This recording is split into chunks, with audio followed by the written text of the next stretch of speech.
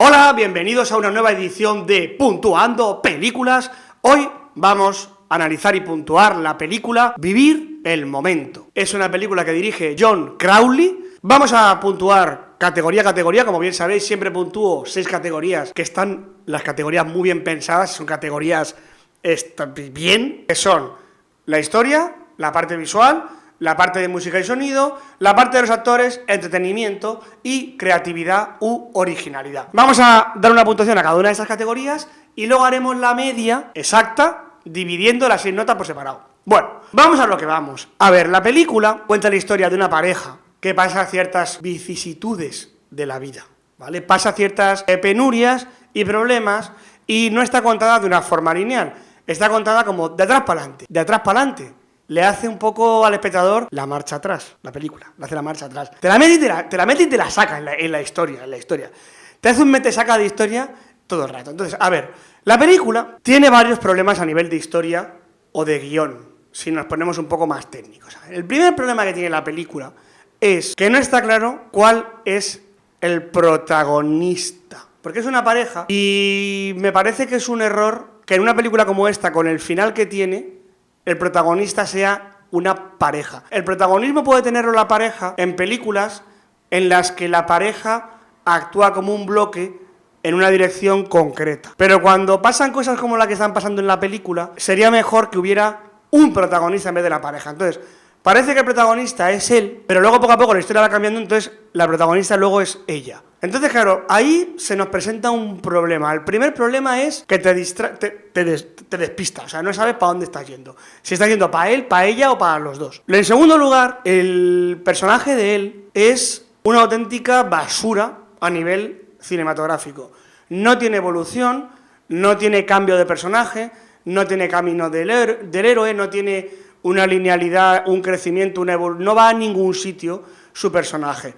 El de ella sí que tiene cierta evolución, pero como digo, la película no centra la atención en ella. Entonces, a lo mejor, si el personaje femenino hubiera tenido más protagonismo desde el principio y se hubiera narrado todo desde el punto de vista de ella, el guión habría tenido mucho más sentido y habría sido un guión más interesante. Pero como no lo ha sido, a la historia le doy un 4. Y esto de ir para adelante, para atrás, para adelante, para atrás, para adelante, para atrás, en una historia no lineal, hay que hacerlo muy bien, pero no lo consigue, no lo hace bien, con lo cual al final es un kilo y no puedo. A la historia le doy un 4. Es bastante truño. Y a nivel personal, te diré que me parece muy cursi la película. La película es cursi. El guión lo suspendo. A nivel de fotografía, de imagen, la parte visual, he de decir que la peli es espectacular. Le doy un 10 a la parte visual.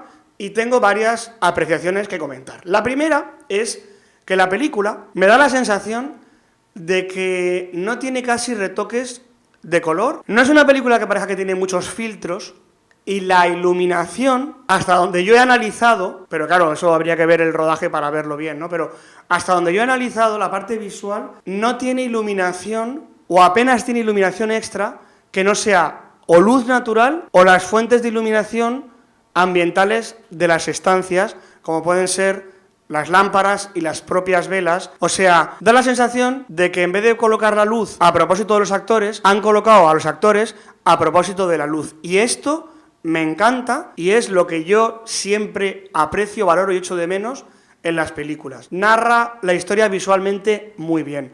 El fallo de la película es el guión, como siempre suele ocurrir, que justo es lo más barato.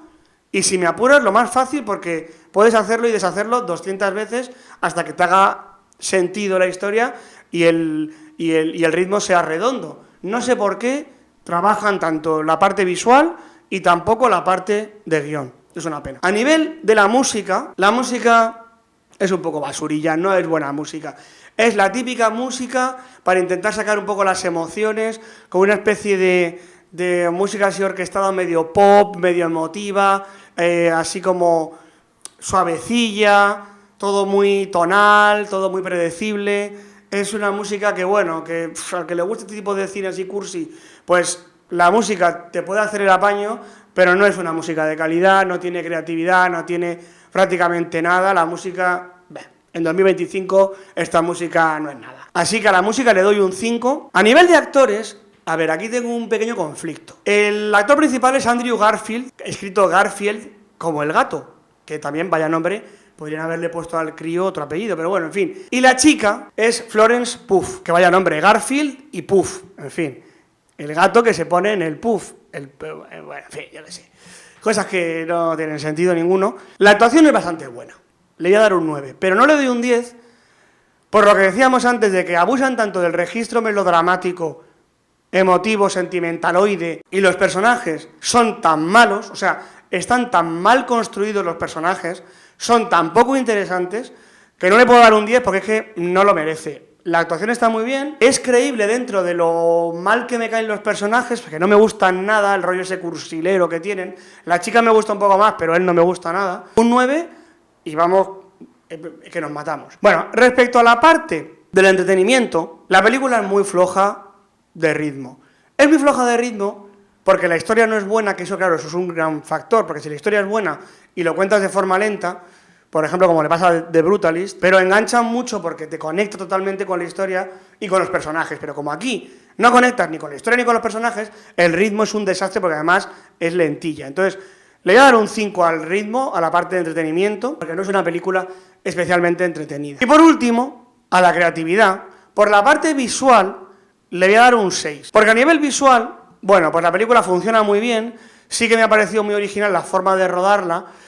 El que no sea lineal, pues hombre, valoro un poquillo la intención, pero ya digo que es un quiero y no puedo. Entonces, con esto nos queda una nota final de 6,5. Vamos a hablar en sinceridad. Si tú eres una persona sensiblera, que empatizas muchísimo, que te emocionas a la mínima, que yo que sé, que te encanta llorar, que estás deseando el melodrama, que te encanta el dramatismo, pues la película probablemente te guste más que un 6,5. Entonces, si valoras eso, pues la peli te va a gustar. Pero si eres una persona normal, a poquito que tengas un mínimo de testosterona, la película no funciona.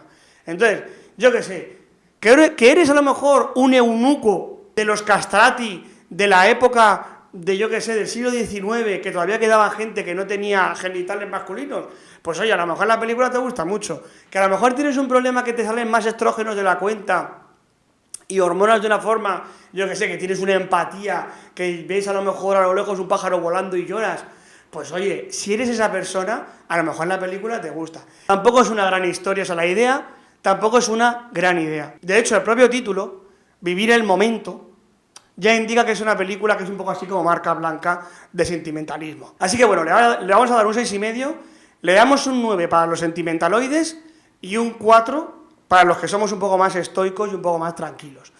Entre medias, la media, 6,5. Y ya está. Con esto ya estaría. Si yo voy por el bosque y me encuentro un pajarito, ese pajarito vive el momento. Sí. Si yo veo la película y vivo el momento, la película no me aburre. Pero como piense un poco en lo que está pasando en la historia de verdad, me salgo de la película. Entonces, claro, se llama vivir el momento, porque tienes que vivir el momento, porque si no, no hay cojones para verla. Tienes que vivir el momento. Si yo, por ejemplo, voy a la película y tengo una preocupación, que estoy preocupado con una cosa del trabajo, y me quedo pensando en esa cosa, se pasa la película y no me he dado cuenta. Si tú estás pendiente de que la historia te entretenga, la historia por sí misma no te entretiene. Tiene que ser tú que te vengas entretenido de casa. Te puedes llevar un crucigrama, un sudoku, te puedes llevar, yo qué sé, es un poquito cursi. Es un poquito cursi, hay que aceptarlo con entereza.